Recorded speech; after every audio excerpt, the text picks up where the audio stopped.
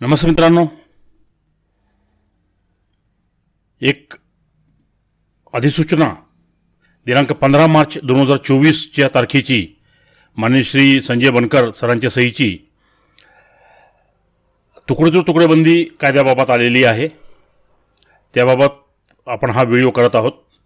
तर सरांचं जे पत्र आहे ते दिनांक 15 मार्च 2024 आहे आणि दिनांक 14/3/2024 रोजीच्या शासन राजपत्रात ही जी अधिसूचना आहे ही प्रसिद्ध करण्यात आलेली आहे, जी तात्काळ लागू झालेली आहे. आता हे ते राजपत्र आहे. असाधारण भाग 4 ब गुरुवार मार्च 14, 2024. याच्यामध्ये त्यांनी स्पष्टपणे असं म्हणलेलं आहे की हे जे नियम आहेत, हा जो बदल आहे हा नियमांमध्ये आहे. हे एक पहिले तर लक्षात घ्यावं. ते जे नियम आहेत यांना त्यांनी मुंबई धारण जमिनीचे तुकडे पाडण्यास प्रतिबंध करण्याबाबत व त्यांचे एकत्रीकरण करण्याबाबत सुधारणा नियम 2024 असे म्हणलेलं आहे. आणि मुख्य जो नियम आहे 1959चा, मुंबई धारण जमिनीचे तुकडे पाडण्यास प्रतिबंध करण्याबाबत व त्यांचे एकत्रीकरण करण्याबाबत नियम 1959, याचे नाव बदललेलं आहे. आता त्यांनी त्याचं नाव केलेलं आहे महाराष्ट्र धारण जमिनीचे तुकडे पाडण्यास प्रतिबंध करण्याबाबत व त्यांचे एकत्रीकरण करण्याबाबत नियम, असं त्याचं नाव केलं आहे. आणि या नियमामध्ये सुधारणा केलेली आहे. हे आपण पहिले तर काय राजपत्र आहे ते एक पहिले थोडक्यात पाहू. या प्रकारचं ते राजपत्र आहे. याच्यात त्यांनी एक फॉर्मही दिलेला आहे. आता ही जी सुधारणा ही नक्की कशासाठी आहे, काय आहे, हे आपण थोडक्यात बघू. तर ही 14/3/2024 सुधारणा आहे. मुंबई धारण जमिनीचे तुकडे पाडण्यास प्रतिबंध करण्याबाबत व त्यांचे एकत्रीकरण करण्याबाबत नियम 1959 मध्ये सुधारणेबाबत प्रारूप अधिसूचना जी आहे ती 14 जुलै 2023 रोजी प्रसिद्ध करण्यात आली होती. आपल्या प्रत्येकाला माहिती येते. त्या संदर्भात प्राप्त सूचना आक्षेप यास अनुसरून सदर नियम अंतिम करण्यात आले असून त्याबाबतची अधिसूचना दिनांक 14/3/24 शासन राजपत्रात प्रसिद्ध करण्यात आलेली आहे. महाराष्ट्र शासन याद्वारे मुंबई धारण जमिनीचे तुकडे पाडण्यास प्रतिबंध करण्याबाबत व त्यांचे एकत्रीकरण करण्याबाबत नियम 1959 मध्ये आणखी सुधारणा करण्यासाठी पुढील नियम करत असून या नियमांना मुंबई धारण जमिनीचे तुकडे पाडण्यास प्रतिबंध करण्याबाबत व त्यांचे एकत्रीकरण करण्याबाबत सुधारणा नियम 2024 असे म्हणावे, असं नमूद आहे. मी जर आपलं सांगितलं की या मुंबईचं नाव बदलून त्यांनी महाराष्ट्र केलेलं आहे. आता ही जी सुधारणा आलेली आहे कशासाठी आहेत, तरी मुख्यतः 4 बाबींसाठी लागू आहे. एक विहिरीसाठी, एक शेतरस्त्यांसाठी, तिसरं सार्वजनिक प्रयोजनासाठी भूसंपादन केल्यानंतर किंवा थेट खरेदी केल्यानंतर प्रमाणभूत क्षेत्रापेक्षा कमी असलेल्या शिल्लक जमिनीसाठी आणि व्यक्तिगत लाभार्थ्यांसाठी केंद्र किंवा राज्य ग्रामीण घरकुल योजनेच्या प्रयोजनासाठीच्या जमिनीच्या हस्तांतरणासाठी अनुज्ञेय आहे. या बाबींसाठी ही जी सुधारणा आहे ही लागू आहे. पुढे आपण बघू. याच्यामध्ये शेतरस्ता याचा अर्थ मुख्यत्वे करून शेतीच्या कामासाठी वापरला जाणारा रस्ता असा याचा अर्थ आहे.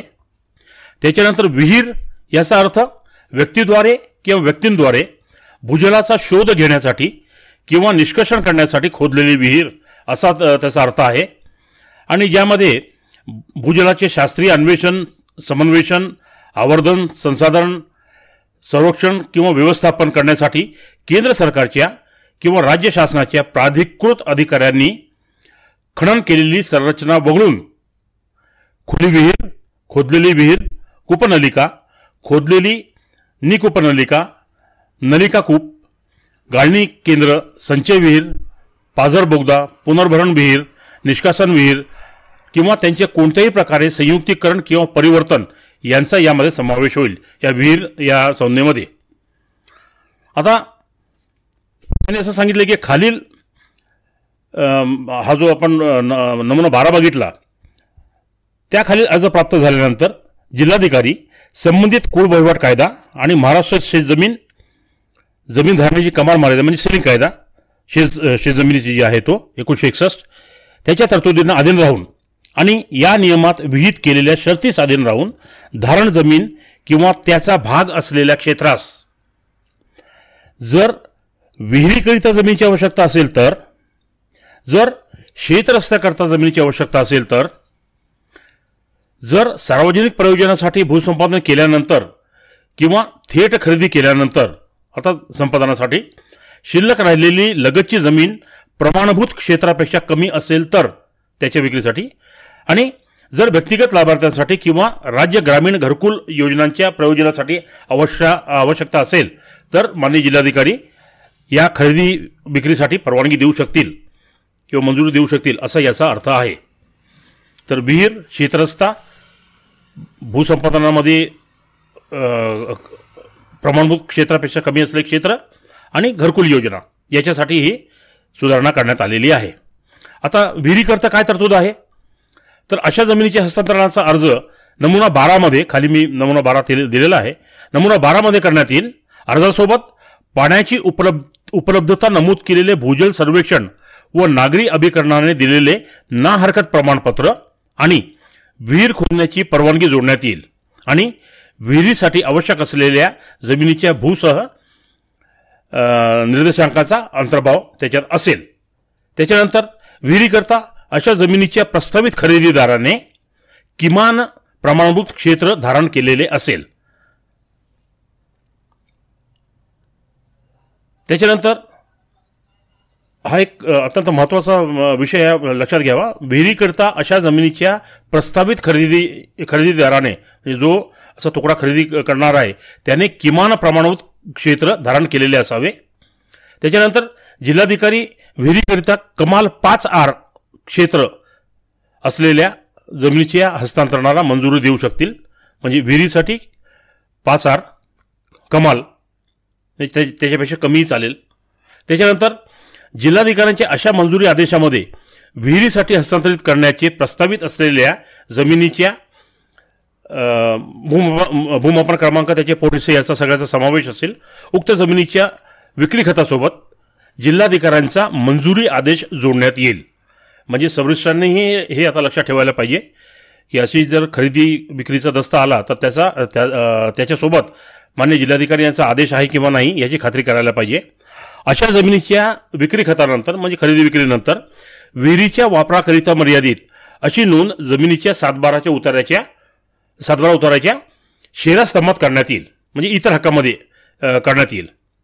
त्याच्यानंतर शेतरस्त्यासाठी जर जमिनी खरेदी करायची असेल तरी नमुना 12 मध्ये अर्ज करायचा आहे आणि शेतरस्ता प्रस्तावित आहे त्या जमिनीचे भूमापन क्रमांक वगैरे आणि ज्या रस्त्याला प्रस्तावित शेतरस्ता जोडण्यात येत आहे त्या जवळच्या विद्यमान रस्त्याचा तपशीलही त्याच्यात सादर करायचा आहे अर्जामध्ये. शेतरस्त्यासाठी अशा जमिनीच्या प्रस्तावित खरेदीदाराने शेतरस्त्याचा वापर करण्याचे प्रस्तावित असलेल्या जमिनीलगत किमान प्रमाणभूत क्षेत्र धारण केलेले असेल. म्हणजे खरेदीदाराने शेतरस्त्याचा वापर करण्याचे प्रस्तावित असलेल्या जमिनीलगत त्यांनी किमान प्रमाणभूत क्षेत्र हे धारण केलेले असावे. त्याच्यानंतर असा अर्ज प्राप्त झाल्यानंतर जिल्हाधिकारी ज्या जमिनीवर शेतरस्ता प्रस्तावित आहे त्या जमिनीच्या आणि त्याच्या लगतच्या विद्यमान रस्त्याशी असलेल्या जोडणीच्या भूमापन क्रमांक वगैरे यांचा अंतर्भाव असलेला तहसीलदार यांचा अहवाल मागवतील. तहसीलदारांचा असा अहवाल प्राप्त झाल्यानंतर जिल्हाधिकारी शेतरस्त्यासाठी अशा जमिनीचे हस्तांतरण करण्यास मंजुरी देऊ शकतील. जिल्हाधिकाऱ्यांच्या अशा मंजुरी आदेशामध्ये शेतरस्त्यासाठी हस्तांतरित करण्याचे प्रस्तावित असलेल्या जमिनीच्या भूमापन क्रमांक, उपविभाग क्रमांक यांचा समावेश असेल. अशा जमिनीच्या विक्री खतासोबत जिल्हाधिकाऱ्यांच्या मंजुरीचा आदेश जोडण्यात येईल. त्याच्यानंतर अशा जमिनीच्या विक्री खतानंतर नजीकच्या जमीनधारकाच्या वापराकरता शेतरस्ता खुला राहील. जे काही आजूबाजूचे नजीकचे जमीनधारक आहेत त्यांनाही अशा रस्त्याचा वापर करणे अनुज्ञेय राहील. आणि तशी जी नोंद आहे तशी नोंद 7/12च्या इतर हक्कामध्ये करण्यात येईल. आता सार्वजनिक प्रयोजनासाठी भूसंपादन केल्यानंतर किंवा थेट खरेदी केल्यानंतर प्रमाणभूत क्षेत्रापेक्षा कमी असलेल्या शिल्लक जमिनीच्या हस्तांतरणाच्या अर्जासोबत भूसंपादनाचा अंतिम निवाडा किंवा कमी जास्त पत्रक म्हणजे कजाप हा जोडण्यात येईल. जिल्हाधिकारी अर्जासोबत जोडलेल्या दस्तावेजांची पडताळणी केल्यानंतर सार्वजनिक प्रयोजनासाठी भूसंपादन केल्यानंतर किंवा थेट खरेदी केल्यानंतर राहिलेल्या प्रमाणभूत क्षेत्रापेक्षा कमी असलेल्या अशा शिल्लक जमिनींच्या हस्तांतरणास माननीय जिल्हाधिकारी मंजुरी देऊ शकतील. ही झाली तिसरी बाब. चौथी, घरकुल योजनांच्या प्रयोजनार्थ तोही जो अर्ज आहे तो नमुना 12 मध्ये करण्यात येईल. आणि असा अर्ज प्राप्त झाल्यानंतर व्यक्तिगत लाभार्थ्यांसाठी केंद्रीय किंवा राज्य ग्रामीण घरकुल योजनांच्या प्रयोजनार्थ आवश्यक असलेल्या जमिनीच्या हस्तांतरणाला मंजुरी देण्यापूर्वी जिल्हा ग्रामीण विकास अभिकरणाने अशा ग्रामीण घरकुल योजनांचा लाभार्थी म्हणून अर्जदाराची ओळख पटविण्यात आली आहे याची खात्री जिल्हाधिकारी करतील. आणि ग्रामीण घरकुल साठी प्रत्येक लाभार्थ्याला कमाल 1000 चौरस फुटापर्यंत जमिनीचे हस्तांतरण करण्यास मंजुरी मिळू शकेल. जिल्हाधिकारी व्यक्तिगत लाभार्थ्याकरता केंद्र व राज्य ग्रामीण घरकुल योजनांच्या प्रयोजनार्थ आवश्यक असलेल्या जमिनीच्या हस्तांतरणाला जर अशा जमिनीवर निवासी वापर अनुज्ञेय असेल आणि महाराष्ट्र प्रादेशिक नियोजन व नगररचना अधिनियम 1966 आणि त्याखाली केलेल्या विकास नियंत्रण नियमांच्या तरतुदीनुसार विहित रुंदीचा पोहोच रस्ता उपलब्ध असेल तरच ही परवानगी देतील. एक लक्षात ठेवावं. विहित रुंदीचा पोहोच रस्ता उपलब्ध असेल तरच अशी परवानगी मिळेल, अन्यथा मिळणार नाही. जिल्हाधिकाऱ्यांच्या अशा मंजुरी आदेशामध्ये वर नमूद केलेल्या योजनेकरिता हस्तांतरित करण्याचे प्रस्तावित केलेल्या जमिनीच्या भूमापन क्रमांक वगैरे यांचा समावेश असेल. अशा जमिनीच्या विक्री खतासोबत जिल्हाधिकारी यांचा मंजुरी आदेश जोडण्यात येईल. तर अशा या 4 बाबींसाठी ही सुधारणा करण्यात आलेली आहे. याच्यात अटी काय आहे की विहिरीसाठी किंवा शेतरस्त्यासाठी किंवा वैयक्तिक लाभार्थ्यासाठी म्हणजे घरकुल योजनेसाठी जमिनीच्या हस्तांतरणासाठी जिल्हाधिकाऱ्यांची मंजुरी ही केवळ 1 वर्षासाठी वैध असेल आणि अर्जदाराच्या विनंतीवरून पुढील 2 वर्षासाठी केवळ आणखी मुदतवाढ देण्यात येईल.